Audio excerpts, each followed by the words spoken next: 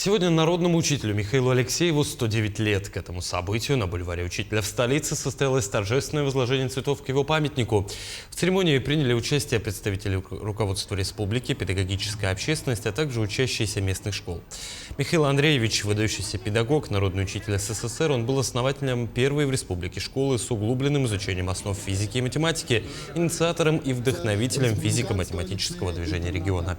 Возложение цветов стало символичным актом преемственности поколений. Это традиционное собрание выпускников Верхнеуфимской физмат-школы. И все мы очень уважали, любили нашего учителя.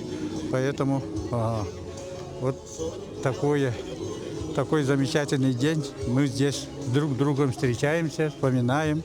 В будущем году, в 2007 году, ему будет 110 лет. И я очень надеюсь, что будет очень празднично и торжественно отмечать 110-летие нашего великого учителя.